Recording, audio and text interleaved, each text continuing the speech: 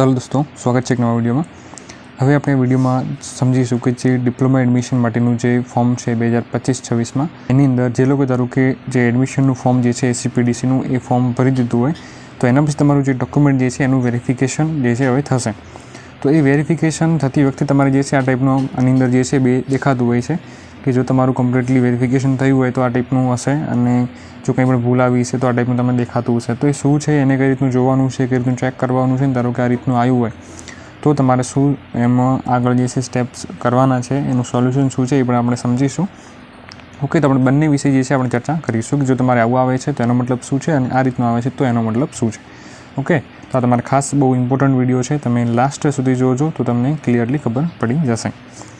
તો પહેલાં આપણે જોઈએ કે ભાઈ તમે જેવું લોગિન કરશો તો જેમને ધારો કે આવું આવે છે કે ભાઈ યોર ડોક્યુમેન્ટ જે છે has been verified successfully by board, kindly print document verification letter. તો જેમને આવું આવતું એમને કંઈ પ્રોબ્લેમ છે નહીં, એમને ડોક્યુમેન્ટ વેરિફિકેશન કમ્પ્લીટ થઈ ગયું છે।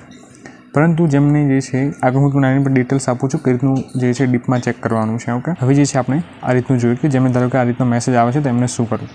તો જેમને પણ ડોક્યુમેન્ટ્સમાં ભૂલ હશે એમને આ રીતનું આવ્યું હશે। શું આવ્યું છે? Dear candidate, during document verification by verifying officer some discrepancy have been found in your uploaded documents, kindly remove the discrepancy। આ રીતનું આવ્યું હશે અને નીચે તમને એક ઓપ્શન હશે વ્યૂ એન્ડ રિમૂવ ડિસ્ક્રિપન્સી। તો જેમને આ રીતનું આવ્યું છે એમને ડોક્યુમેન્ટ્સમાં ભૂલ છે એમને એને સુધારવાની રહેશે। કઈ રીતનું સુધારવાની છે હું તમને એની લાસ્ટમાં પ્રોસેસ બતાવું છું। ઓકે, એના પહેલાં આપણે જોઈએ કે જેમને આ રીતનું જે ડોક્યુમેન્ટ વેરિફિકેશન કમ્પ્લીટ થઈ ગયું છે એમને કઈ રીતનું આગળ ચેક કરવું એ પણ આપણે એના વિશે જોઈએ અને પછી હું તમને જે છે લાસ્ટમાં બતાવીશ। જેમને આ રીતનો મેસેજ આવ્યો છે કે dear candidate, discrepancy has been found in your uploaded documents during document verification, so kindly log in into the portal and remove the discrepancy before last date, okay, first diploma admission 2025-26। તો જો આ રીતનો કોઈને message આવ્યો છે તો એમને ડોક્યુમેન્ટ્સમાં ભૂલ છે એમને સુધારવાની રહેશે। તો એની પ્રોસેસ હું તમને લાસ્ટમાં બતાવું છું, પરંતુ જેમને ડોક્યુમેન્ટ્સ વેરિફિકેશન થઈ ગયું છે એમને કઈ રીતનું ચેક કરવું। તો જેમને ડોક્યુમેન્ટ વેરિફિકેશન કમ્પ્લીટ થઈ ગયું છે એ લોકો જેવા લોગિન કરશે ત્યારે એમની સામે જે છે અહીંયા ડોક્યુમેન્ટ વેરિફિકેશન સ્ટેટસમાં એમને આ રીતનું આવશે your document has been verified successfully by board, kindly print document verification letter. તો એમને સમજવાનું કે તમારું જે ડોક્યુમેન્ટ જે છે એ કમ્પ્લીટ જે છે એનું વેરિફિકેશન જે થઈ ગયું છે। ઓકે, જેમને આ રીતનું આવે છે એમને પણ જે છે ડિટેલમાં ચેક કરવાનું છે। કઈ રીતનું ચેક કરવાનું છે? તો અહીંયા તમને જે છે થોડા તમે નીચે જશો તો અહીંયા તમને એક ઓપ્શન મળશે નીચે અહીંયા તમને વ્યૂ એન્ડ ડાઉનલોડ લેટર્સનું। તમારે સિમ્પલ એના પર ક્લિક કરવાનું છે। એના પછી આવું આવશે તો અહીંયા સિલેક્ટ પર તમારે ક્લિક કરવાનું। એના પછી અહીંયા બે ઓપ્શન ખુલશે તો એના પછી નીચેનો જે ઓપ્શન છે generate candidate profile updation letter, એના ઉપર તમારે ક્લિક કરવાનું છે, બરાબર। એના પર ક્લિક કર્યા પછી તમારી સામે અહીંયા આ ટાઈપનું ફરી પાછું ખુલશે નીચે। તો એના પછી ફરી પાછું નીચે જે રાઉન્ડ નંબર ઉપર તમારે સિલેક્ટ કરવાનું છે એમાં તમે ક્લિક કરશો। એના પછી રાઉન્ડ 1 અહીંયા તમારે સિલેક્ટ કરવાનું અને એના પછી તમારે એ થઈ જશે। એના પછી તમને એક વ્યૂનો ઓપ્શન નીચે મળશે તો એના ઉપર ક્લિક કરવાનું। જો એના પર ક્લિક કરશો કે અહીંયા તમારે PDF ડાઉનલોડ થશે એને ઓપન કરવાની છે। એ PDF જે ઓપન કરશો એટલે તમારે જે છે અહીંયા આ ટાઈપનું તમારું આખું ફોર્મ જે છે ખુલી જશે। તો આની અંદર અહીંયા તમે જુઓ કે તમને જે છે અહીંયા નીચે તમે જોશો ભાઈ અહીંયા એલિજિબિલિટી સ્ટેટસમાં તમારે સૌથી અહીંયા નીચે જોવાનું છે ક્યાં આગળ છે અહીંયા આગળ। ઓકે, તો અહીંયા જે એલિજિબિલિટી સ્ટેટસ છે આની અંદર અહીંયા તમે જોશો તો એની અંદર તમારે અહીંયા રિમાર્ક્સ અને ચેન્જીસને બધું તમને અહીંયા દેખાય છે। તો એની અંદર તમારે કઈ રીતનું જોવાનું કે ભાઈ અહીંયા તમે જોશો રિમાર્ક્સમાં તો અહીંયા ઓકે લખેલ છે અને ચેન્જીસમાં નોન છે। તો અહીંયા મતલબ તમારી જે છે અહીંયા કંઈ પણ એમને એમાં સુધારા વધારો કરી નથી, આપણું જે ફોર્મ હતું એ બધું ઓકે છે। જો તમારે અહીંયા ચેન્જીસમાં કંઈ પણ ધારો કે સુધારા એમને કર્યો હશે તો એ લોકો અહીંયા મેન્શન કરશે। જેમ કે માની લો તમારી કંઈક એવી ડેટ ઓફ બર્થ જે છે જન્મ તારીખ ચેન્જ હતી LCમાં અને આધાર કાર્ડમાં, તો એમને ધારો કે ચેન્જ કરી હશે તો એ લોકો અહીંયા જે ચેન્જીસમાં લખશે કે ભાઈ તમારી જન્મ તારીખ જે છે આ રીતે ચેન્જ કરી। જો કોઈ નાનો મોટો જે સુધારો એમને કર્યો હશે તો એ તમારે અહીંયા હશે। અને એના પછી ખાસ એ છે કે તમારે અહીંયા જે નીચે જે છે ક્વોલિફાઈડ ફોર કાઉન્સેલિંગ આવવું જોઈએ। શું આવવું જોઈએ? ક્વોલિફાઈડ ફોર કાઉન્સેલિંગ આવવું જોઈએ તો જ તમારું ફોર્મ જે છે એ સ્વીકારવામાં આવ્યું હશે। ઓકે, જો તમારે ત્યાં ક્વોલિફાઈડ ફોર કાઉન્સેલિંગ ના આવે તો તમારું ફોર્મ સમજી લેવાનું, તમારું ફોર્મ ત્યાં જે છે સ્વીકારવામાં આવ્યું નથી। અહીંયા ધારો કે જો કંઈ સુધારો વધારે એમને કર્યા હશે તો એ બરાબર છે એ લોકોએ। ઓકે, તો તમારે એમાં કંઈ ગભરાવાની જરૂર નથી, પરંતુ અહીંયા જે છે તમારું ક્વોલિફાઈડ ફોર કાઉન્સેલિંગ જે છે આવવું જોઈએ તો જ તમને એડમિશન આગળ મળશે। જે લોકો ધારો કે અધર સ્ટેટમાંથી એમને કોઈ પણ ધારો કે 10th પાસ કર્યું હોય કે એવું હોય તો એમને જે છે અહીંયા એવું લખેલું આવશે ભાઈ તમે જે છે only for eligible only for vacant round. Okay, એવું એમને આવશે। તો એ જે છે જ્યારે ખાલી મતલબ વેકન્ટ રાઉન્ડ આવે છે એ એના માટે જે લોકો એલિજિબલ રહેશે એમાં જે લોકો ચોઇસ ફિલિંગ કરી શકશે। એ લોકો જે છે રાઉન્ડ 1 અથવા 2માં એમાં જે છે એ ચોઇસ ફિલિંગ નથી કરી શકતા. એમાં જે વેકન્ટ રાઉન્ડ આવે છે ઓકે લાસ્ટમાં એમાં જ એ લોકો જે છે ચોઇસ ફિલિંગ કરી શકે છે. તો એમના માટે જે છે એ રીતનું રહેશે. બાકી જે લોકો ગુજરાતથી છે, ગુજરાતમાં જ પાસ કર્યું છે અને ગુજરાતના જ એ રહેવાસી છે, તો એમને જે છે અહીંયા કમ્પ્લીટ આવું લખેલું આવી જશે બી ક્વોલિફાઈડ ફોર કાઉન્સેલિંગ. તો એમને સમજવાનું છે કે આપનું ફોર્મ જે છે બરાબર છે, એમાં કંઈ પણ તમારે ભૂલ છે નહીં. ઓકે, તો આ રીતનું તમે જેમને સક્સેસફુલી વેરિફિકેશન થઈ ગયું છે એમને આ રીતનું એક ફોર્મ ચેક કરી લેવાનું છે. ધારો કે જે લોકો લોગિન કરે છે અને એમની સામે જે છે આ ટાઈપનો ધારો કે મેસેજ આવે છે, તો તમારે સમજવાનું છે કે તમારા ડોક્યુમેન્ટ્સમાં કંઈ ભૂલ છે. હવે તમારે જે આ ભૂલ છે એને તમારે સુધારવાની રહેશે. તો કઈ રીતની સુધારવાની છે તેના માટે તમને નીચે ઓપ્શન છે વ્યૂ એન્ડ રિમૂવ ડિસ્ક્રિપન્સી. તો તમારે એના ઉપર ક્લિક કરવાનું છે. એના પછી તમે જેવું ક્લિક કરશો એટલે તમારી સામે જે છે અહીંયા નીચે આ રીતનું આખું ખુલશે. જે પણ ડોક્યુમેન્ટ્સ અપલોડ કર્યા હશે એ બધા તમારે અહીંયા નીચે ખુલશે. હવે જે ડોક્યુમેન્ટ્સમાં ધારો કે ભૂલ હશે એ ડોક્યુમેન્ટ્સની સામે રેડ કલરથી એમાં લખેલું, મતલબ એમાં હશે કે ભાઈ આ ડોક્યુમેન્ટ્સમાં ભૂલ છે અને એ ડોક્યુમેન્ટ્સમાં શું ભૂલ છે એ તમને અહીંયા એડમિનમાં રિમાર્ક્સ કરીને એમાં આપેલું હશે ભાઈ.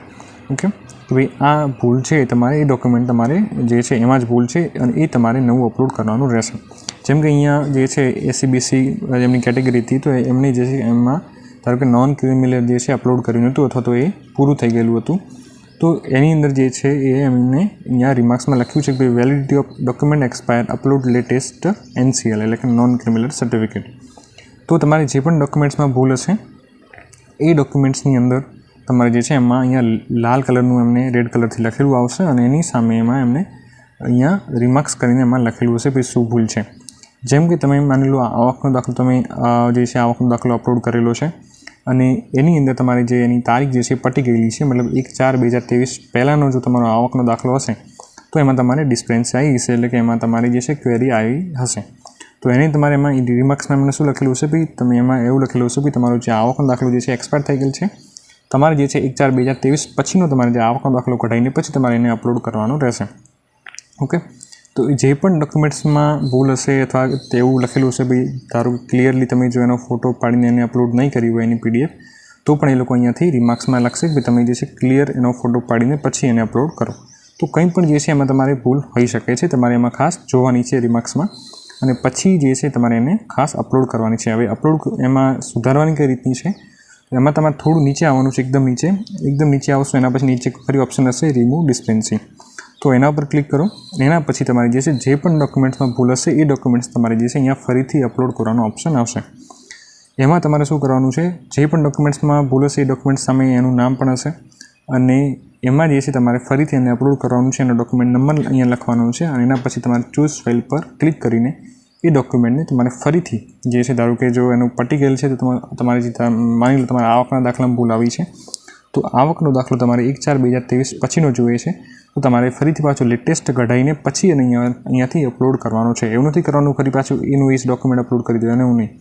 જો ધારો કે અમને ક્લિયર ના દેખાતું હોય, બરાબર, એવું જ તમે ધારો કે ફોર્મમાં PDF અપલોડ કરી હોય તો તમારે એનું થોડું ફરીથી એની PDF બનાવીને અપલોડ કરવાનું છે. પરંતુ જો તારીખનો પ્રોબ્લેમ આવ્યો છે તો તમારે પછી હાલનું લેટેસ્ટ કાઢીને જ એને અપલોડ કરવાનું રહેશે. તો અહીં શું કરવાનું છે, ચૂઝ ફાઇલ પર ક્લિક કરવાનું છે. પહેલાં તો અહીંયા ડોક્યુમેન્ટ નંબર લખવાનો છે, એના પછી ચૂઝ ફાઇલ પર ક્લિક કરવાનું છે, PDF સિલેક્ટ કરવાની છે, અહીંયા જે સાઇઝ કીધી છે એ સાઇઝ પ્રમાણે. એના પછી એને સબમિટ એન્ડ પ્રિવ્યૂ પર ક્લિક કરવાનું છે. ઓકે, તો એના પછી તમારે જે છે એ તમારું ડોક્યુમેન્ટ જે છે અપલોડ થઈ જશે. ઓકે, તમને અહીંયા પ્રિવ્યૂ દેખાશે અને એના પછી તમારે એને ફાઇનલ સબમિટ ત્યાં કરી દેવાનું રહેશે. એટલે તમારું ફરીથી ડોક્યુમેન્ટ જે છે સબમિટ થશે. સબમિટ થયા પછી ફરી પાછું તમારું જે છે ડોક્યુમેન્ટ વેરિફિકેશન થશે અને એના પછી ફરી પાછું તમારે જે છે લોગિન કરતા રહેવાનું છે અને એમાં સ્ટેટસ ચેક કરતા રહેવાનું છે. જ્યાં સુધી તમારું સક્સેસફુલી ના આવે ત્યાં સુધી તમારે જે છે એમાં ચેક કરતું રહેવાનું છે. ઓકે, તો આ રીતનું તમારે જે છે ડોક્યુમેન્ટ જેમાં પણ ધારો કે ભૂલ હશે એ જો મેસેજ આવ્યો હોય તો તમારે આ રીતના એના સ્ટેપ્સ કરવાના રહેશે.